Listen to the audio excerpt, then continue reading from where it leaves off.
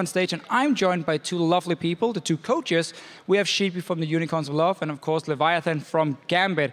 And guys, first question, what happened to the ties? LCS tie is going to be so angry. You guys are standing there with your shirts. We're setting a new trend, of course, new ties, no ties. I mean, I realize that it's so far into the season that I can't really make the tie playoffs, so I'm just conceding until the next split. That's fair enough, fair enough. So again, we're going into playoffs now. We had best out of 1, entire split long. Now we're changing it to best out of 5. Obviously, for the quarterfinal, you guys might even be facing each other. As a coach, how does their prep change when you have to suddenly adapt to these best out of 5 situations? We start with you, Sheepy. Our practice schedule sometimes seems a little bit different.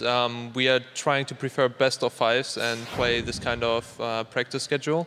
But also the preparation has to be more in depth. Right now it's not enough to just prepare a best of 1 and pull out 1 cheese. You have a lot of cheese in your bag to pull out a win. Yeah, so you need to make sure you have flexible strategies, and you can start off with like early rotation picks that can lead into multiple different comps. It's really good to pick up on patterns from your opponent's draft. So like if you give them a win on one composition, there's a chance they might go back to the composition. So you have to have things ready for what they may potentially play. And just making sure that your practice environment is like a best of 5 environment. So even though we already play best of 5s as a team, we go into the best of 5s and treat them with the proper prep in between each game. We're not analyzing between games. We're just discussing future strategies and not reflecting.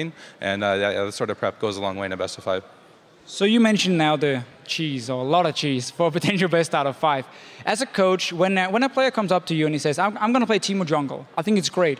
What is your approach then? Do you just say, oh, I trust you 100%, or do you like watch him play 10 times before you can confirm that it's an okay pick? Or how does it work like for you guys on the Unicorns? Yeah, of course you have to base your individual picks, let's call it like this, on the success you have with them. Either way in the solo queue or any kind of different environment where people think that it's really strong, and then we discuss over the picks. And usually it doesn't take long for picks to be shown as effective or not effective.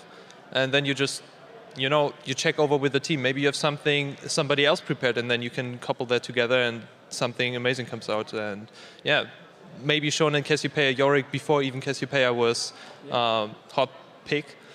We started playing this, and it just seemed like a really strong pick overall now.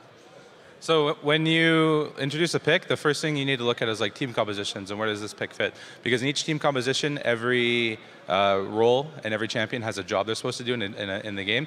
So when you try to swap champions in and out, you try to find champions to do similar things. So when someone tries to introduce something, I ask, well, what job does it do? And every champion, I think, is viable, and every champion has their strengths and weaknesses. And it's just making sure that when someone says, I think this is good, you figure out where it's good and if the strengths that they have can contribute to a winning team composition. So last quick question here. Who's going to win the EU LCS? Unicorns of Love? Hopefully. I think that in the best of 5, we usually show really great upsets or best of 3 environment and big tournaments. So I have faith in my team, but we will see whoever plays the best, and hopefully that will be us. So I think Gambit is going to win, of course. No. The reason is because like I always believe in my teams, and I always think that my teams will do well. And if I didn't believe my team would win, then I think we'd finish a place lower than first. And setting a goal of anything less than first is you're wasting your time. So I think with I guess going in believing we can be first and wanting to be first, it can give us the right mindset and attitude to actually achieve it. Thank you very much, guys, and good luck in your game, good luck in the playoffs and everything. We're going to send it over to Stress, who's standing at the big screen, ready to break down Fnatic and the Unicorns of Love from